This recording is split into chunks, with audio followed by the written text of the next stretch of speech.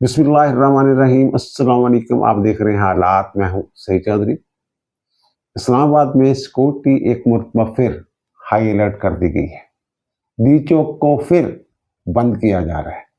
क्या इसकी वजह यह है कि खैबर पख्तूनख्वा में गवर्नर राज लगने वाला है या पीटीआई पर पाबंदी लगने वाली है?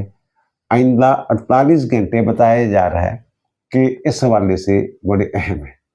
और फिर पीटीआई की सियासी कमेटी के अजलास में बुशरा बेगम ने जो गालम गलोच की है, डांट डपट की है पीटीआई की क्यादत की, उसके बाद कहा जा रहा है, खबरें ये आ रही हैं कि जो पीटीआई की क्यादत है वो नाराज है इस हवाले से, उनके रवैये के हवाले से, और उनकी सियासत में जो एंट्री है उसको बर्दाश्त नहीं किया जा रहा पीटीआई में।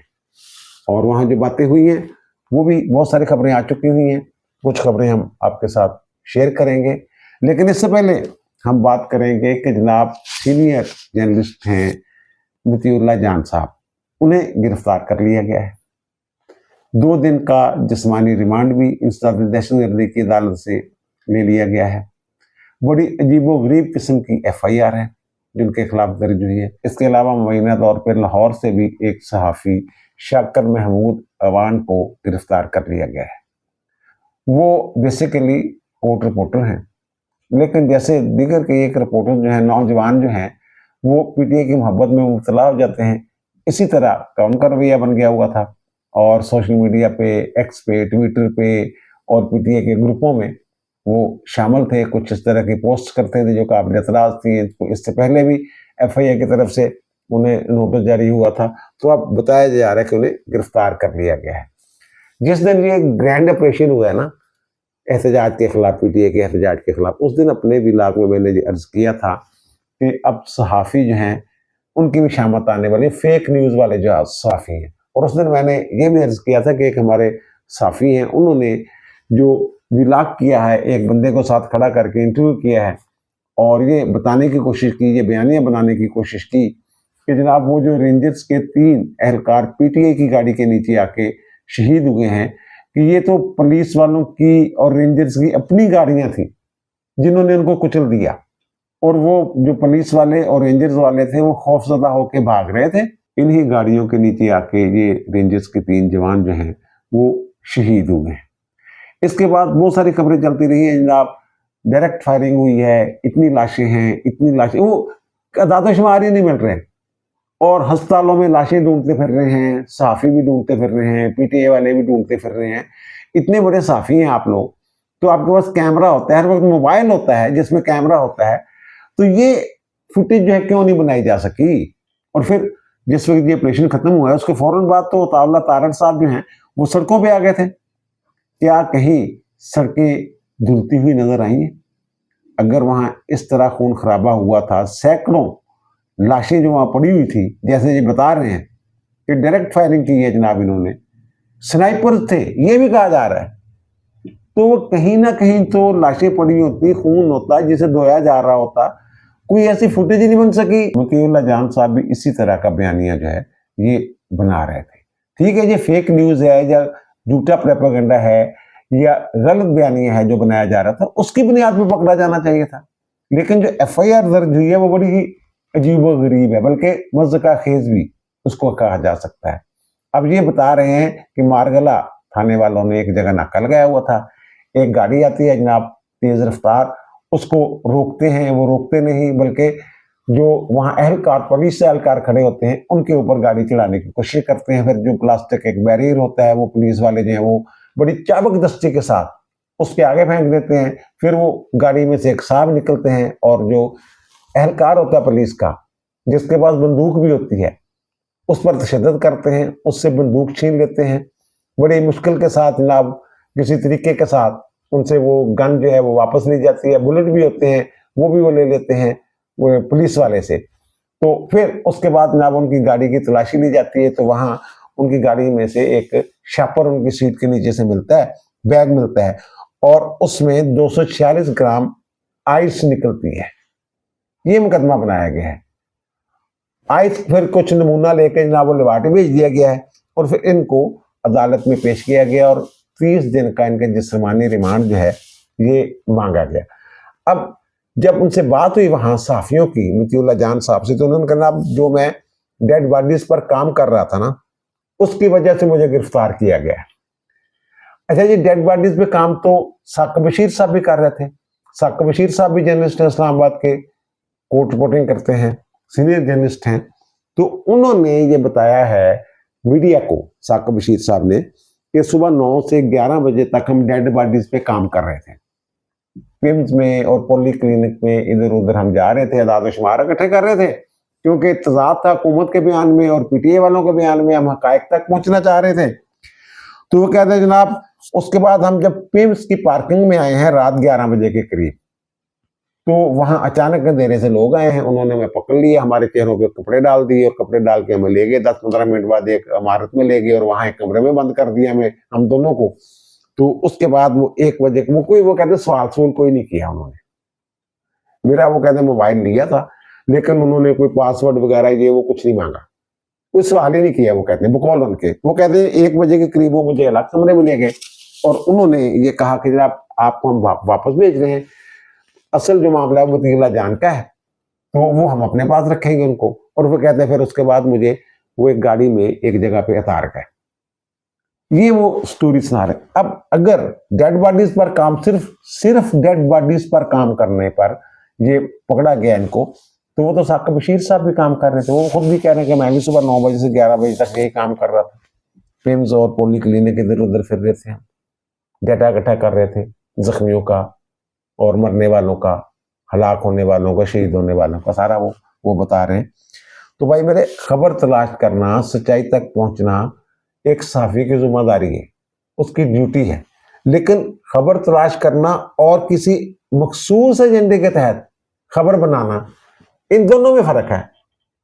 जो मतीउल्लाह जान साहब है वो लग ये रहा था कि वो जो दूसरा हिस्सा है कि किसी मखसूस एजेंडे के तहत खबर बनाने के चक्रों में पड़े हुए थे। जैसे उन्होंने इंटरव्यू किया, एक साहब को खड़ा करके जनाब एक विलाप किया कि जनाब ये तो जो एहलकार है, ये तो पुलिस की और रेंजर्स की गाड़ियों के नीचे आके कुचले गए हैं, शहीद हुए हैं। तो ये सारा मामला था।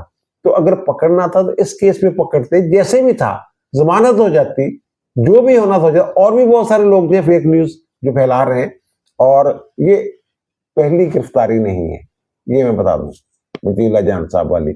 और फिर मतीउल्लाह जान की गिरफ्तारी पे जो एक मखसूस टोला है, जो फेक न्यूज फैलाने वाला ग्रुप है, उन्होंने ये कहा जनाब नामालूम लोग ने उठा के ले गए उनको, अब उनको भी पकड़ा जाना चाहिए। जबकि ये साकिब बशीर साहब जो हैं वो उनके साथ थे, उनको 1 बजे रिहा कर दिया गया था। उसके बाद तो समझ आ जानी चाहिए थी ना, एक गवाह मौजूद था इनके पास कि वो नामालूम है जिन्हें, और फिर उनको अदालत में पेश भी कर दिया गया। लेकिन ये कहते थे कि नामालूम, अब भी ये कह रहे हैं कि जनाब उनको अगवा किया गया था, कई घंटे गैर कानूनी हिरासत में रखा गया। कई घंटे गैर कानूनी हिरासत में कैसे रखा गया भाई? ये 24 घंटे के अंदर अंदर अदालत में पेश करना होता है, 24 घंटे से पहले उन्होंने अदालत में पेश कर दिया उनको, गैर कानूनी हिरासत कैसे होगी? बहरहाल ये मैं बता दूं कि जो रियासत है ना, उसका झाका गया है खोल, अंट पखिया है, जिन्होंने कहने पंजाबी जैसी, उन्होंने अंट पखिया है। और इस तरह के जो बयानात वगैरह है ना, मुख्तलिफ तंजीमों की तरफ से, इधर से बयान उधर से बयान, उसके दबाव में अब नहीं आने वाले। उन्होंने जो करना है, जिसका फैसला कर लिया हुआ है, वो उन्होंने कर गुजरना है। और दूसरा ये खबर है कि जनाब जो एक दिन पहले इजलास हुआ है खैबर पख्तूनख्वा में, पेशावर में, ये बुशरा बेगम और गंडापुर से बाकायदा हेलीकॉप्टर पे मानसरा से जनाब ये पहुंचे हैं पेशावर, और वहाँ इनकी कोर कमेटी का या सियासी जो इनकी कमेटी है उसका इजलास हुआ है। तो वहाँ अचानक कहते हैं जनाब बुशरा बेगम साहबा भी आ गए। बुशरा बेगम साहबा तो पार्टी की कोई ओहदेदार ही नहीं है, वो सिर्फ इमरान खान की अहलिया हैं, वो वहां आ गई। तो आने के बाद जनाब उन्होंने चढ़ाई कर दी इनके ऊपर और इन्हें कहा कि जनाब जितने भी सियासतदान बटेदार अफलवी साहब भी थे, गंडापुर साहब भी थे, और राजा सलमान अकरम राजा साहब भी थे, गौहर बैरिस्टर गौहर साहब भी थे, ये सारे लोग वहां बैठे हुए थे जो भी उस कमेटी के, और साहबजादा हामिद रजा साहब जो हैं वो जो सियासी कमेटी वो भी मेंबर हैं। तो वो जनाब वहाँ बुशरा बेगम ने कहा, उन्होंने जनाब हुर्रियत पसंद बनने की कोशिश की कि तुसी सारे बुज़दिल हो, मैं उतनी खड़ी रही, मैं थोड़ा इंतजार कर दी रही, तुसी कितने चले गए थे। और उन्होंने वहां अच्छी खासी डांट डपट की, बेगैरत, बेशरम और बुज़दिल, इस तरह के। और ये भी सुनने में आया है कि पहले भी इन्होंने कहा था, इस मरतबा फिर उन्होंने कहा जनाब आप गिद्धे हैं जो नोच के खा रही हैं। ये बातें बुशरा बेगम ने वहां की हैं। बहरहाल वहां जो सियासतदान थे उन्होंने आरफ अलवी की भी क्लास ली। जनाब आप भी तो शुरू में आए हैं, बाकी कहाँ किधर गायब हो गए थे। और सुना है बुशरा बेगम जो आरफ अलवी की हमायत में आगे आगे जनाब ऐसे है, ये है, वो है। तो अब बुशरा बेगम साहबा जो है वो स्टोरी ये बता रही हैं कि जनाब खान साहब ने मुझे कहा था डी चौक में जाना है। मुझे तो खान साहब ने कोई पैगाम नहीं दिया, ना उन्होंने कोई वीडियो रिकॉर्डिंग भेजी। तो मैं कैसे यकीन कर लेती, यानी वो जो पूरी क़यादत है बैरिस्टर सैफ और बैरिस्टर गौहर, उन दोनों को झूठा कह रही है। फिर उन्होंने कहा ना मैं तो वहां रुकना चाह रही थी, मैं तो वहां रुक रही थी, अगर आप लोग आ जाते, आप लोग ना भागते, तो फिर नतीजा इस एहतजाज का कुछ और होता, मुख्तलिफ होता। यानी वो अपनी बात पे अड़ी हुई है उस बात पे। तो अली मीन गंडापुर साहब ने वहां सुना बताया है कि जनाब वहां शेलिंग बहुत शदीद हो रही थी और फायरिंग भी हुई है, एक गोली जो है वो शीशे पे भी लगी है। तो बुशरा बेगम जो है उन्हें हिफाजत के साथ वहां से निकालना जो है वो बड़ा ज़रूरी था। तो गार्ड्स के ज़रिए मैंने बुशरा बेगम को वहां से निकाला, ये अली मीन गंडापुर साहब कह रहे हैं। बुशरा बेगम साहब डांट डपट करके जनाब चलेंगी वहां से। तो उसके बाद जो है ये जो सियासतदान है इनको होश आया। तो हामिद रजा साहब जो है उन्होंने एहतजाजन जो है पीटीए की कोर कमेटी और सियासी कमेटी से इस्तीफ़ा दे दिया है। और उन्होंने ये भी कहा कि जनाब मैं जो कौमी असम्बली की नशिस्त है वहां से भी इस्तीफ़ा दे दूंगा, लेकिन इमरान खान से मुलाकात करने के बाद मैं दूंगा। वो कहते हैं कि जनाब कोर कमेटी और जो सियासी कमेटी है उन्होंने उनका इस्तीफ़ा कबूल नहीं किया। और उसके बाद सलमान अकरम राजा साहब हैं, उन्होंने सुना को खरी खरी बातें की हैं और उन्होंने कहा जनाब मैं पीटीआई का सेक्रेटरी जनरल हूँ और बैरिस्टर गौहर अली खान साहब जो चेयरमैन है। तो जो चेयरमैन साहब बात कर रहे हैं तो उनकी बात क्यों नहीं मानी जा रही? मतलब यही कि बुशरा बेगम कौन है हमसे पूछने वाली। उन्होंने कहा जनाब मैं तो पीटीआई का जो सेक्रेटरी जनरल हूं, मैं किसी खानदान को जवाब दे नहीं हूं, मैं इमरान खान के खानदान को जवाब दे नहीं हूं, मैं पीटीआई को जवाब दे जरूर हूं। और फिर वो कहते हैं हमारे ओहदे जो हैं कि नुमाइशी है, मैं जनरल सेक्रेटरी हूं, गौहर अली खान साहब जो हैं वो चेयरमैन हैं। तो फिर गौहर की बात क्यों नहीं मानी गई? वो जब कह रहे थे कि संजानी जाना है, पैगाम आया है, जेल के अंदर से अप्रूवल आई है, तो फिर ये कौन होती हैं? मतलब ये था उसका, यानी कि बिटवीन द लाइन, एग्जैक्ट अल्फाज तो मुझे नहीं पता, लेकिन बिटवीन द लाइन इसका यही मतलब निकलता है जो सलमान अकरम राजा साहब ने कहा है। और फिर सलमान अकरम राजा साहब ने रिजाइन कर दिया सेक्रेटरीशिप से। तो उनके बारे में भी यही इतला कि जो सियासी कमेटी है पीटीआई की, उन्होंने उनका इस्तीफा भी जो है वो मंजूर नहीं किया सरेदस्त। उसके बाद एक और खबर आ गई कि जनाब गौहर अली खान साहब को भी हटा दिया है और सलमान अकरम राजा को भी हटा दिया गया है। ये एक टीवी चैनल ने खबर चलाई और अली जफर जो उनके सेनेटर हैं उनके हवाले से जनाब मैं इमरान खान से मिल के आया हूँ जेल में, तो उन्होंने ये कहा कि इनको हटा दिया जाए। तो उसके नतीजे में फिर कोर कमेटी जो भी है सियासी कमेटियों में उन्होंने इनको हटा दिया और असद कैसर साहब चेयरमैन होंगे और अली मोहम्मद खान साहब जो है वो सेक्रेटरी जनरल होंगे, ये उन्होंने कहा। लेकिन थोड़ी देर बाद फिर वो अली जफर साहब और असद कैसर दोनों ने तरदीद कर दी, बल्कि अली जफर साहब ने तो ये भी कहा कि मेरी तो मुलाकात ही नहीं हुई खान साहब के साथ आज, ये खबर कहाँ से आ गई? इस तरह की फेक न्यूज जो है ये चलाई जा रही है। और दूसरा मैंने अर्ज किया था कि बुशरा बेगम की गिरफ्तारी होनी ही होनी है। अब पता चला कि नैब की जो टीम है वो पहुंच गई है जनाब खैबर पख्तूनख्वा पेशावर बुशरा बेगम को गिरफ्तार करने के लिए। जैसे ये कर रहे हैं ना नैब वाले, ये भी गोकुलों की मिट्टी ला रहे हैं, क्योंकि जो एहतसाब अदालत है उसने वारंट जारी किए हुए हैं, पुलिस को हुक्म दिया हो कि जनाब गिरफ्तार करके लाएं, जमानत उनकी मनसूख हो चुकी है बुशरा बेगम की। तो क्या वो खैबर पख्तूनख्वा की पुलिस जो है वो नैब की जो टीम है उसके साथ तावर करेगी? ये कैसे मुमकिन है? उनकी गिरफ्तारी के लिए कोई और तरीका इख्तियार करना पड़ेगा, कुछ बड़े पैमाने पे कार्रवाई करना पड़ेगी, जैसे गवर्नर राज की बातें हो रही और पीटीआई पर पाबंदी लगाने की बातें हो रही और बलूचिस्तान असम्बली जो है उसने तो करारदाद भी मंजूर कर ली है कि जनाब ये इंतशारी ग्रुप है, तो वफाकी हुकूमत से हमारा मुतालबा है कि इस पर पाबंदी लगाई जाए। बुशरा बेगम ने पीटीआई के इजलास में जो किया, उसके बाद जो वहां बातें हुई है, जो सियासतदान है नए और पुराने दोनों, उनको इनका रवैया जो है ये पसंद नहीं आया। गूंगलों तो मिट्टी लाने वास्ते बहाने बात नहीं आता, गौहर बैरिस्टर गौहर साहब करते रहे ने ना कि हुकूमत ने इंज कर देते थे, हुकूमत ने इंज कर देता, इस तरह की कहानियां सियाने सुनाते रहे, असं तो कर देना सी, वो कर देना सी। और गल है कि संगजानी क्यों नहीं गए? हर बंदा ये कह रहा था कि भाई जी संगजानी का जब मौका मिल रहा था, एक अच्छा मौका मिल रहा था, तो संगजानी क्यों नहीं गए? ये बुशरा बेगम ने जिद क्यों पकड़ी? बुशरा बेगम की बात क्यों मानी? वहां तो ये बातें भी हुई हैं कि इमरान खान की अहलिया होने का मतलब ये नहीं है कि जो ये करके गई हैं हमारे साथ। वो कहते हैं कि फरदौस शमीम नकवी साहब जो कहते हैं हमारी खिदमत कम है, कोई हमने कुर्बानियां नहीं दी हुई, ये कोई तरीका है बात करने का? इस तरह की उन्होंने भी बात की है। और वहां एक बेचैनी सी है बुशरा बेगम के हवाले से, उनके किरदार के हवाले से। बहरहाल अभी तो ये अंदर खाते बातें हो रही ना, जल्दी ये बातें खुल्लम खुल्ला होना शुरू हो जाएंगी। जैसे जो शौकत यूसुफजई साहब हैं, इनके साबिक सूबाई वजीर और रहनुमा, उनके बारे में। और दूसरी तरफ जो इनकी बहन है मरियम भट्टू साहबा, मरियम रियाज भट्टू साहबा, वो जो ट्वीट कर रही हैं और जो बयान दे रही हैं, वो तो जलती में तेल डाल रही है। वो अपनी बहन को बहादुर, दिलेर और पता नहीं क्या क्या और इनको बुजदिल साबित करने पे तुली हुई लग जा रहा है। वो तो वहां से जाना नहीं चाह रही थी, जबरदस्ती ले जाया गया। वहां ये भी बताया गया जनाब कौन जबरदस्ती ले जा सकता है, ये बात वहां भी हुई है कि वो तो इनकी जान बचाने के लिए, गंडापुर साहब कह रहे हैं मैंने इनको वहां से निकाला था। वहां तो बड़ा अजीबोगरीब माहौल बना हुआ था, इनको बचाना जरूर थे, मैं खान को क्या जवाब देता, इस तरह की बात नहीं। और दूसरा वो जो मैंने कहा ना मरियम रियाज भट्टू साहबा, उन्होंने वो एक ट्वीट किया हुआ है कि जनाब जो शौकत यूसुफजई है, मैंने उसको फोन किया, मेरा राब्ता नहीं हो रहा था बीबी से, तो मैंने कहा जनाब मेरी बात करवा दी। उन्होंने कहा जनाब मैं तो वहां से निकला हूं, मैं तो गाँव जा रहा हूँ। तो मैंने कहा जनाब फिर मुझे किसी का नंबर दे दें जो मेरी बात करवा सके बुशरा के साथ। तो शौकत यूसुफजई ने मुझे कहा कि जनाब ठीक है मैं नंबर भेजता हूँ, लेकिन मुझे नंबर भेजा नहीं। ये कितना झूठ बोलते हैं। ये इस तरह का उन्होंने ट्वीट किया। वो पीटीआई में कुछ इस तरह की दलाबंदियां जो है वो हो चुकी हुई है।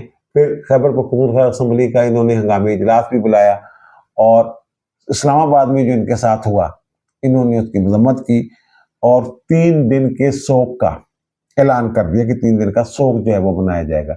और फिर जो बातें हो रही है कि जनाब गवर्नर राज लगाया जाएगा वहाँ, और जो कबीना के अरकान की अक्सरियत है वुज़रा की, उन्होंने कह दिया जनाब गवर्नर राज लगना चाहिए।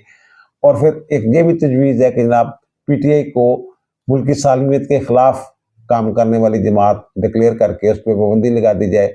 वो पाबंदी लगाने का तरीका मैंने बता दिया था क्या होता है, आइन के आर्टिकल 17 के तहत रेफरेंस जाना होता है सुप्रीम कोर्ट में। तो अब इन्होंने जो एडवोकेट जनरल हैं उनसे ये रिपोर्ट मांगी थी, लीगल ओपिनियन ली। तो उन्होंने जो एडवोकेट जनरल खैबर पख्तूनख्वा के जराये के मुताबिक उन्होंने कहा जनाब 232 के तहत जो है वो नहीं लग सकता, यहाँ एमरजेंसी नहीं लग सकती, गवर्नर राज नहीं लग सकता। उन्होंने आर्टिकल 232 की बात की है।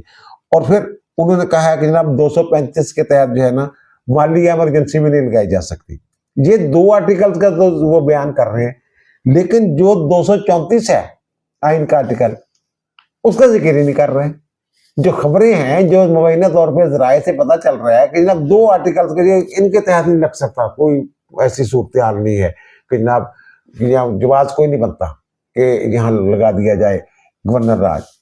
अच्छा जी, जो दूसरा इन्होंने कहा है कि माली वाला जो है वो माली जो दूसरा जिन्होंने माली इमरजेंसी की बात की, दूसरा जिन्होंने माली इमरजेंसी की बात की है, वहां जो आप लोग कर रहे हो खैबर पख्तूनख्वा में सरकारी खजाने के साथ, तो उसके बाद क्यों नहीं लग सकती जनाब?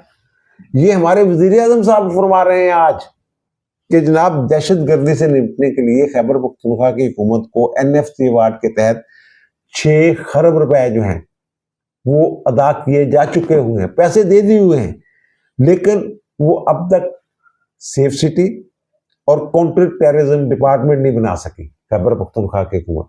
तो 6 अरब रुपया कहाँ गए, उनका हिसाब किसने लेना है, को पूछे ना। तो क्यों नहीं इमरजेंसी लग सकती? और दूसरा जो 232 की बात करें, ये जो है ना हिस्सा दहम है, उसमें ये सारा इमरजेंसी की जो सूरत हाल है, जो गवर्नर राज जिसको उर्फे आम में कहते हैं, वो लगाने का तरीकाकार दिया गया। जो 232 है ना, वो ये कहता है कि बैरूनी जारियत में तो लग सकता है, सदर के पास ये इख्तियार है कि अगर बैरूनी जारियत हो सकती है तो इमरजेंसी लगाई जा सकती है, गवर्नर राज लगाया जा सकता है, हंगामी हालत का ऐलान किया जा सकता है। लेकिन जो दाखिली खलफशार है किसी सूबे का, वहां कैसे लग सकता है? दाखिली खल्फशार की बुनियाद पे, ये खल्फशार की बुनियाद पे मैं कह रहा हूं, अफरा तफरी जो हो अंदर, तो वो कैसे लग सकता है? जो आर्टिकल 232 है ना, ये कहता है कि अगर सूबाई हुकूमत के पास जो खल्फशार है उस पर काबू पाने के लिए अगर इख्तियार नहीं है, तो फिर जो असम्बली है वहां की सूबाई असम्बली, उसकी मंजूरी के साथ गवर्नर राज लगेगा। सदर जो है या वफाक जो है वो इख्तियारात संभालेगा। अगर खल्फशार की वजह से सदर ने लगाना है, जैसे वहां दहशतगर्दी की वारदातें हो रही हैं और बहुत सारी चीजें हो रही हैं, अमन अमा की सूरत हाल खराब है, इस बुनियाद पे अगर वहां लगाना है सदर ने अपने तौर पे, तो फिर वो 10 दिन के अंदर अंदर उसको पार्लियामेंट के दोनों ऐवानों में उसकी मंजूरी लेना पड़ेगी। फिर वही आगे तरीकाकार है।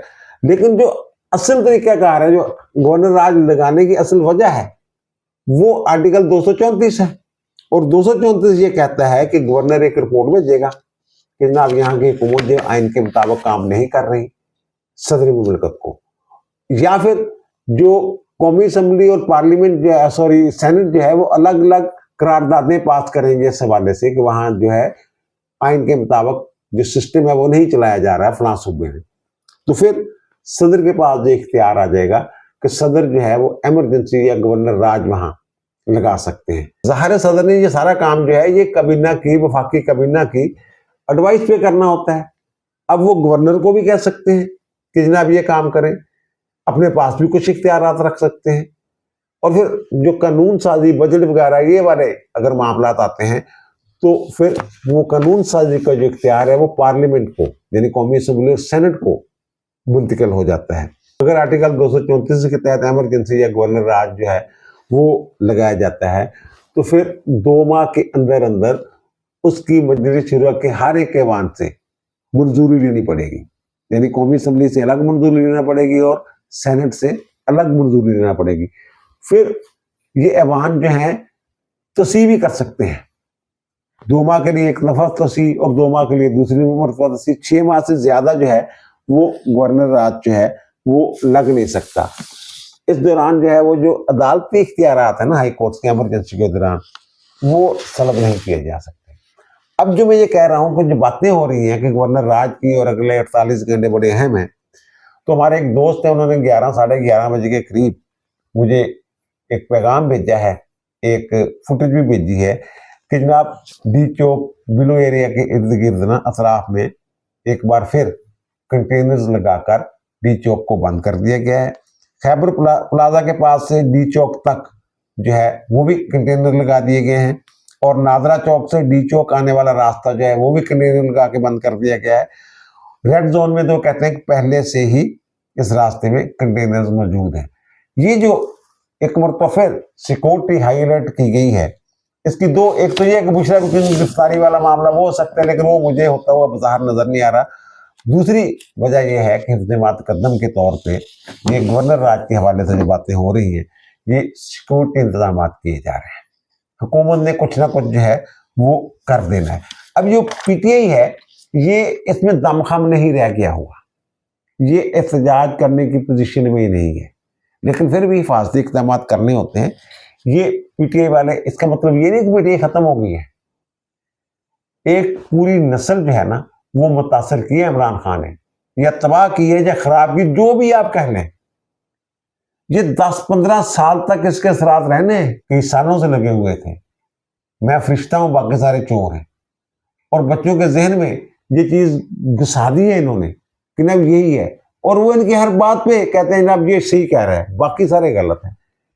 ये जो कल्ट है ना, कल्ट फॉलोइंग, ये जाते जाते जाएगी।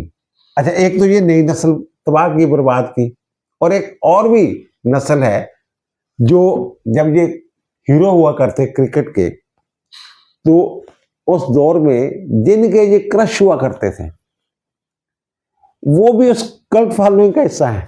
वो जिनकी किताबों और कापियों में इमरान खान की तस्वीरें हुआ करती थी, और उनकी जो फाइल, जिसे कॉलेज फाइल हम कहा करते थे, उसका जो कवर है उसमें तस्वीर लगी होती थी इमरान खान की। इमरान खान अब भी उनका क्रश है, वो जा नहीं रही पुरानी मोहब्बत। ना सिर्फ अपने दिल में लेके बैठे हुए हैं वो लोग मोहब्बत जो है इमरान खान की, बल्कि अपने जो पोते पोतियों नवासे नवासियों को भी मुंतकिल कर रहे हैं वो। ये सारा इशू है। ये एक पूरी नस्ल को बिगाड़ की इस सतह पर पहुंचाने में जितना टाइम लगा है ना, उतना ही टाइम जो है उनको सुधारने पे लगना है। देख लीजिएगा। अब दीजिए मुझे इजाजत, इंशाअल्लाह दोबारा मुलाकात होगी नए व्लॉग के साथ। अल्लाह ताला आप पर, मुझ पर, हम सब पर मेहरबान रहे। अल्लाह हाफिज।